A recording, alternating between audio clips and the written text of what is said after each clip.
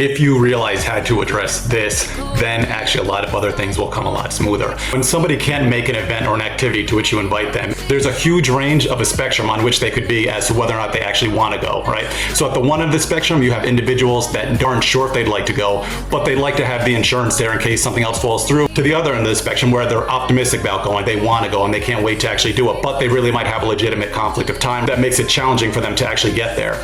In any respect or anywhere in between there on the spectrum, you do not have to worry about that. You don't have to figure that out, because all you have to be concerned with are your boundaries. Your time is a commodity. Even if you are not doing anything that day, even if you're one of those individuals who's like, you know what, I didn't plan on doing anything that day anyway, so what does it matter to me if I'm just going to wait and see what they say?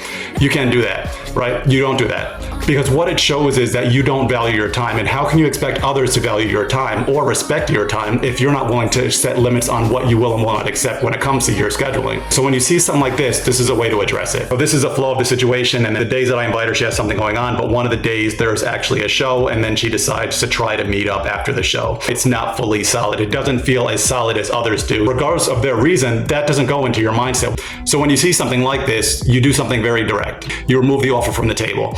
What you do is you don't allow others to basically treat your time as though it's at their disposal, as though they dictate the way your time is going to be spent. Now, this could be a great individual, but that doesn't matter because you have your boundaries set. What I did was I gave maybe an hour or two or something like that. This is what I sent. So it still leaves it open, right? You're taking the meal off the table for the night, but you're not saying that meal's never going to be served again. But you're not going to leave it up to them to decide whether or not they're going to take it once you actually put some time into it and it's left on the table. All right, so you respect your time, you have your boundaries, and you decide what you're going to do. So when you see a situation like this, if there's nothing concrete, give them a reasonable amount of time. So what you do at that point is you remove the offer from the table.